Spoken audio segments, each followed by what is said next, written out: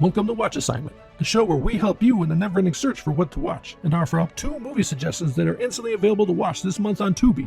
I'm your curator, Mr. Streamface, and here's what we've got for March 2024. It's the end of the world as we know it, and I feel like watching some 80s apocalypse movies. Technically, these 2 picks I have for you depict pre-apocalypse and post-apocalypse scenarios, so it's as if one could run right into the other. Our first feature is the tense thriller Miracle Mile, released in 1988 and directed by Steve DeJarnett. What would you do if you heard a phone call that warned of a potential cataclysmic event? Would you believe it? Would you try to warn others? Or would you keep that info to yourself and just try to keep the people you care about safe? Well, this is the situation that Harry, played by Anthony Edwards, finds himself in. Upon hearing a mysterious phone call that seems to indicate impending doom is about to descend on LA, Harry is unsure what to think. He enters a diner full of character actors to try and validate any of the things he just heard. When the patrons start to confirm that what he might have heard could actually be true, and panic starts to set in, he sets out to find Julie, played by Mare Winningham, the woman he was supposed to meet at that diner for their first date. It becomes a heart-pounding race against time to see if Harry can find Julie and make their way out of the city before disaster strikes. The director Steve DeJarnett also wrote the script. It was in development limbo for many years, even considered being used as a script for Twilight Zone when they were making that movie. And you can understand why they considered doing that with how this movie plays out. Its odd twist of fate that makes an ordinary character like Harry a catalyst in this extraordinary situation feels like a story ripped out of that series. This movie primarily takes place in the early hours before dawn, which is a time that is already surreal on its own, and there's visuals used in this movie to enhance that feeling. But it compounds with Harry grappling with this looming threat beyond his control and the chaotic decisions he makes on his quest to find Julie. All while he's not sure of the validity of the information he heard, but he gets himself in too deep to stop, and it all feels like a building nightmare. But the romantic thread in this gives you something to root for. Harry's unwavering determination to find Julie amidst the breakdown suggests that even in the face of imminent disaster, the pursuit of love remains a powerful and meaningful endeavor. The juxtaposition of disaster and romance creates a bittersweet emotional resonance. It's a reflection of the fragility of life and the enduring power of human connections even in the darkest moments. Beyond the suspense thriller that this movie is, the cinematography and the neon-soaked night imagery can be visually striking, and this is complemented wonderfully by the synthesizer-filled atmosphere of the soundtrack provided by Tangerine Dream.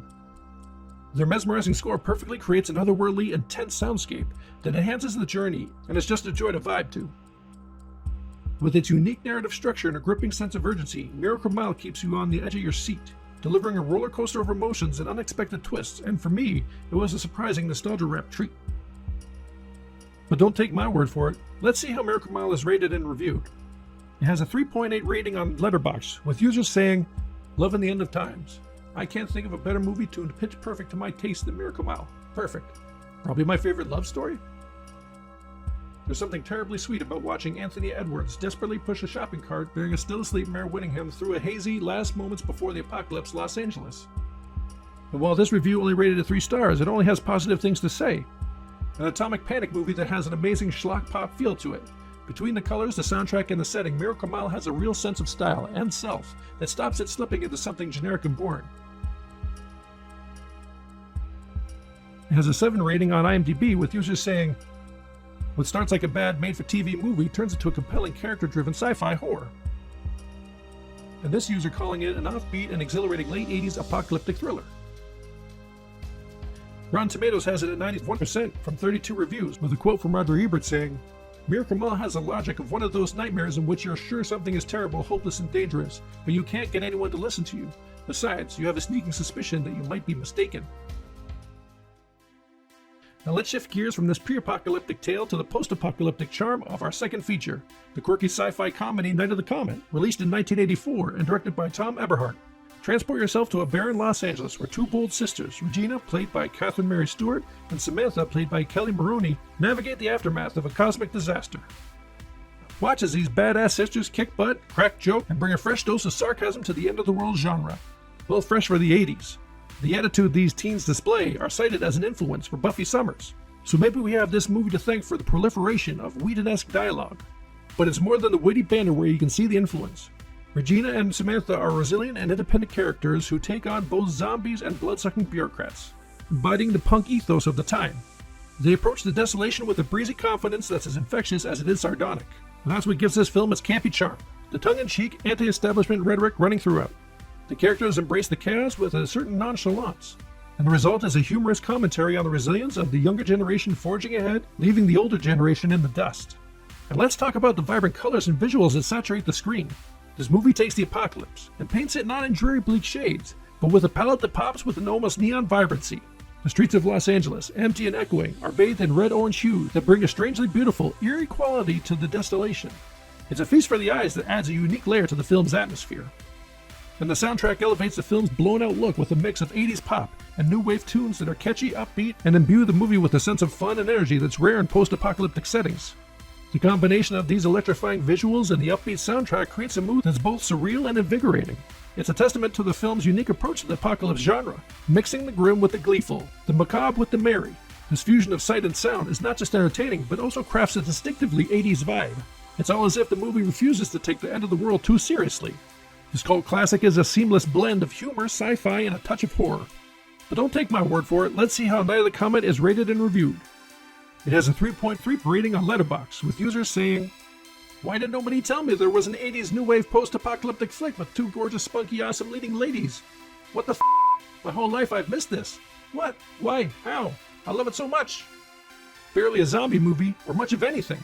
Kind of something to just vibe with, get lost in the atmosphere. Those beautiful shots of red-orange skylines, hazy neon nights, eerily desolate roads, and synth-pop tunes, and shopping montages. Night of the Comet is the typical 80s goofy but yet serious-ish movie.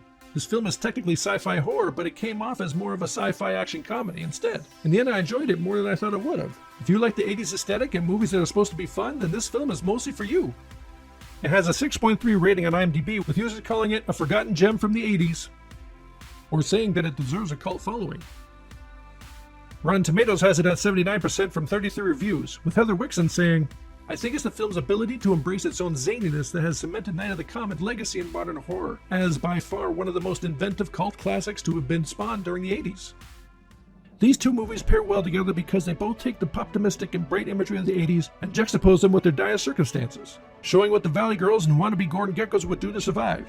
The subject of the movies also tap into the Cold War anxiety of the era, but approach it with originality in their scripts.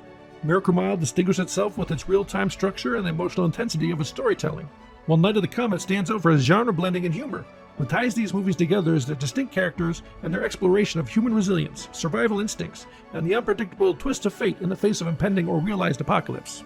Together, they provide a comprehensive and thrilling exploration of the apocalypse, offering unique insights into the human experience on both sides of the catastrophic divide. So you have your watch assignment for the month. As always, the direct links for watching these films on Tubi are in the description, so you have no excuse not to check them out, unless you're watching this video at a later date, and then who knows if they're still available.